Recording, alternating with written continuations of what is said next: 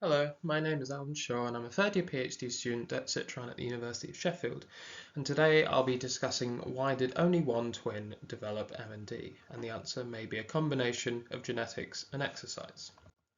In my PhD, I studied the role of astrocytes in motor neuron disease. Astrocytes are like the gardens of the brains that look after the trees and shrubs that are the neurons, but we know in motor neuron disease astrocytes can be harmful to motor neurons. They could forget to water the trees and shrubs or even chop down some trees. In particular, I study C9orf72 repeat expansions, which are the most common genetic risk factor for MND. You can imagine these like beads on a string. In the general population, you can have up to 30 of these beads, but in individuals with MND and their families, you can have hundreds, if not thousands, of these beads.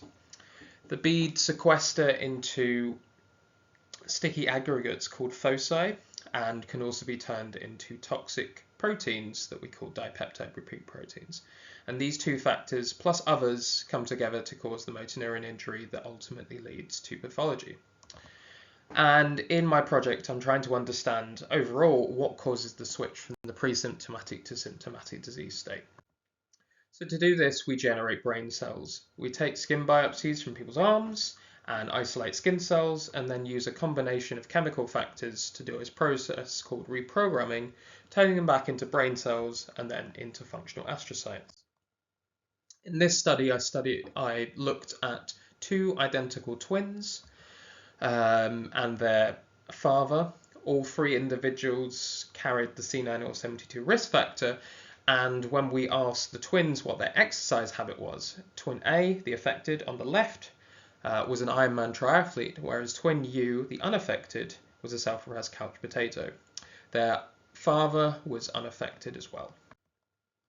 When we tested the family's astrocytes, we first looked at how many beads were on the string, and interestingly, both twins had a large amount with 800, but their father was much smaller, around 70.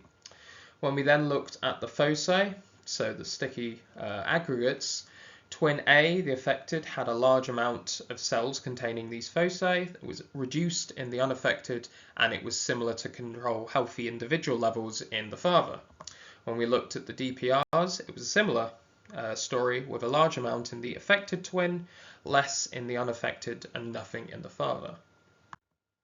So what has exercise and MND got to do with each other?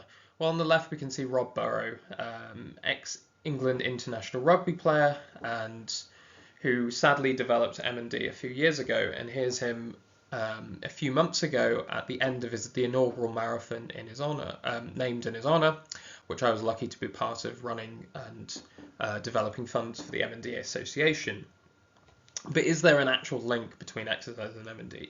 Well, a couple of years ago, researchers at the University of Sheffield looked and found that if you have an at-risk genotype, such as the C9 expansion, and you mix that with frequent intense exercise, you can increase your risk of MND.